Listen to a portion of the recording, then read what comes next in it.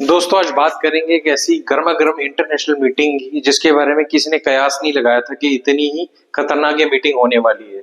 और पिछले दिनों आपने देखा ये सबसे खतरनाक जो मीटिंग थी वो किसकी थी? जेलेंस्की और ट्रंप की ओवल हाउस में अमेरिका में ये मीटिंग हुई थी। और इस मीटिंग के अंदर ऐसी ऐसी बातें उभर के आई कि इंटरनेशनली भी बड़े बड़े पॉलिटिशियंस को ये सोचना पड़ा कि ऐसा भी हो सकता है। और हमेशा हमें जितनी भी डील्स होती है उनको गौर से देखना पड़ेगा कि उनके कंसिक्वेंसेस क्या हो सकते हैं और उसमें इंसानियत की क्या वैल्यू होती है। हर जगह डिप्लोमेसी नहीं चलती है। ये चीज उभर के आई है हमारी इस मीटिंग से।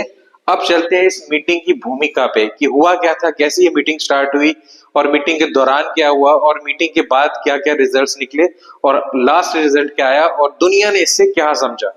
बड़ी इंपॉर्टेंट ऐसी मीटिंग थी जिसमें हमें लग रहा था कि दुनिया में कुछ बहुत बड़ी चीज होने वाली है।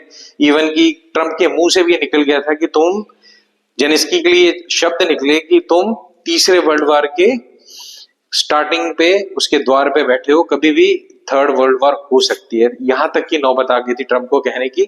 तो चलते हैं इसके थोड़े से पास में कि हुआ क्या था। एक्चुअली में एक डील थी जो यूक्रेन ने करनी थी यूएस के साथ। क्योंकि तो होता कुछ यूं है कि जेलेंस्की जो यूक्रेन के प्रेसिडेंट हैं वो ये सोचते हैं कि क्यों ना एक डील की जाए अमेरिका के साथ, क्योंकि सबसे ज्यादा जो इस युद्ध के अंदर जो रशिया और उनके बीच में अभी तक चल रहा है उसमें जो साथ दिया है वो यूएस ने दिया। तो वो चाहते थे कि यूएस के जो मिनरल रिसोर्सेज हैं उनका 20-30% जो भी उन्होंने सोचा हुआ है वो हिस्सा जो है वो अमेरिका को दें।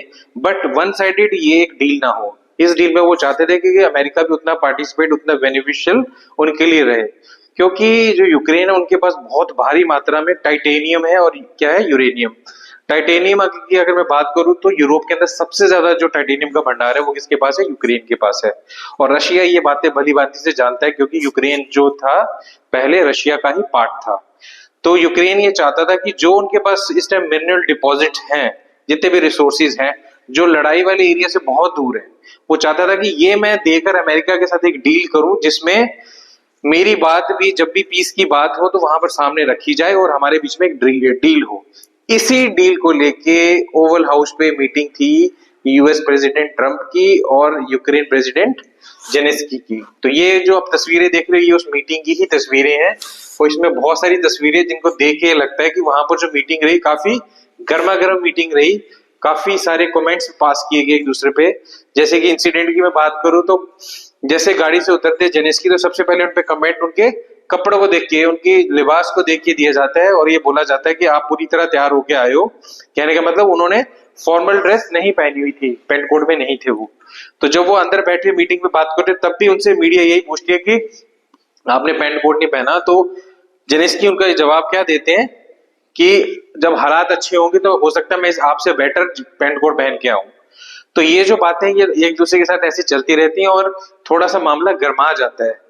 मामला यहां तक पहुंच जाता है कि ट्रंप उनको कहते हैं कि तुम तीसरे वर्ल्ड वॉर के आखेट दे रहे हो, उस पे खड़े हो। इस टाइम थर्ड वर्ल्ड वॉर कभी भी हो सकती है आपके कारण। वो उसको इससे आगे निकल के ट्रंप उनको ये कह देते हैं कि तुम डिक्टेटर हो, ठीक है, तुम्हारे कारण यूक्रेन जो है वो मारा जाएगा, खत्म हो जाएगा, क्योंकि तुम एक डिक्टेटर की भूमिका निभा रहे हो, तुम पीस नहीं करते रशिया के साथ।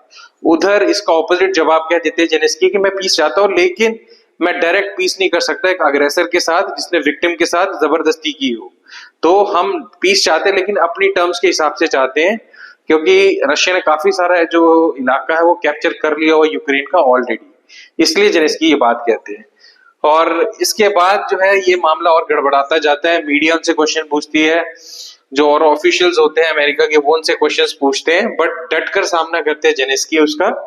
और ये जो मामला है ये डील में कन्वर्ट नहीं हो पाता क्योंकि ऑलरेडी इतनी बातें हो चुकी होती हैं। अमेरिका यहां तक कह देता है कि बाइडन जो है, जो पुराने वहां के प्रेसिडेंट थे यूएस के, उन्होंने गलती से आपको पैसा दे दिया था और बाद में फिर यही पैसे को वापस मांगते ट्रंप उनसे।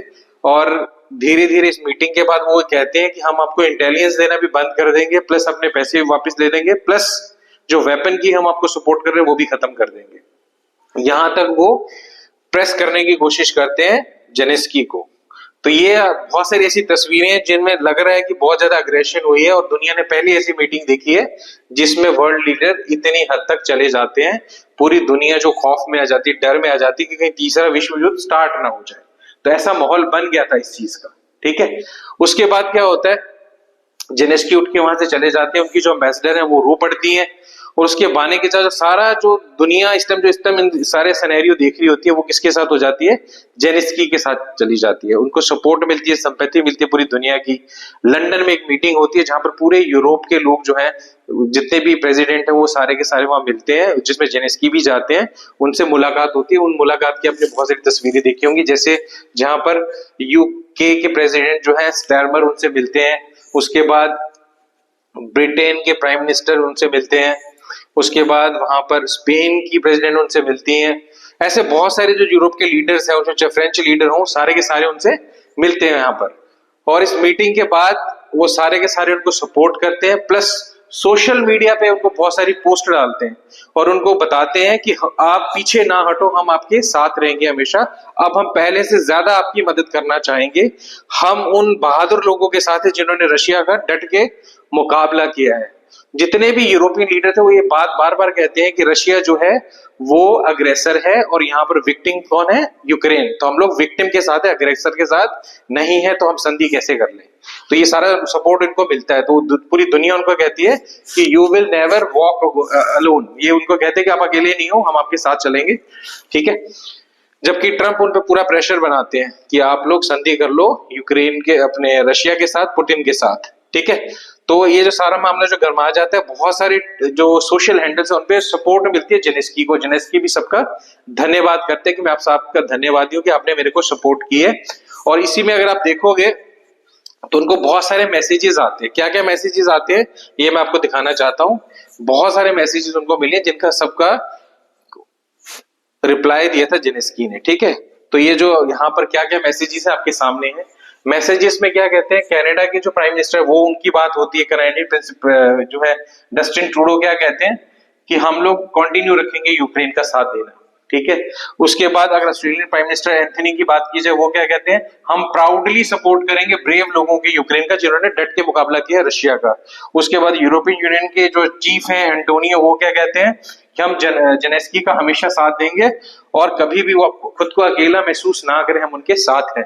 इसके अलावा जर्मनी के फॉरेन मिनिस्टर एनाबेना क्या कहते हैं, ये जो इंसिडेंटली अनस्पीकेबल रही और साथ में ये एक बैड ड्रीम की तरह थी। उसके साथ ये कह रहे हैं हम आपको होल हार्टेडली सपोर्ट करेंगे, पूरे दिल से सपोर्ट करेंगे जेलेंस्की को।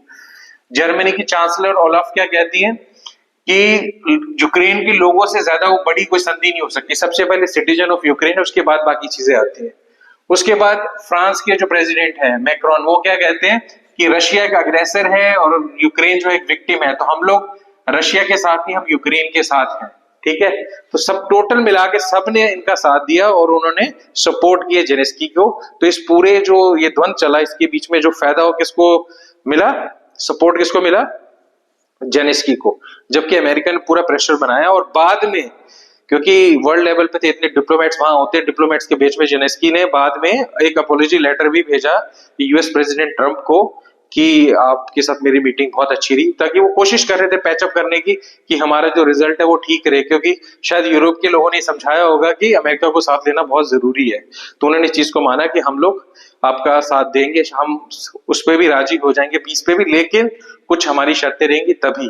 तो इस टाइम ये भी एग्रेशन बनी हुई है। तो दुनिया एक वक्त ऐसा आ गया था पिछले हफ्ते में कि डर गई थी कि अगला स्टेप क्या होने वाला है। ये था पूरा मामला जेलेंस्की और ट्रंप के बीच में, जो वर्ल्ड लेवल पे बहुत ट्रेंड कर रहा था इस वक्त। इसलिए ये एक मुद्दा बना और इसलिए मैंने इसको आपके सामने आज रखा है। तो ये जो मुद्दा है ये इस वक्त भी गरमाया हुआ है, चल रहा है, और हम सबकी निगाहें इस मुद्दे के अगले पड़ाव की तरफ है।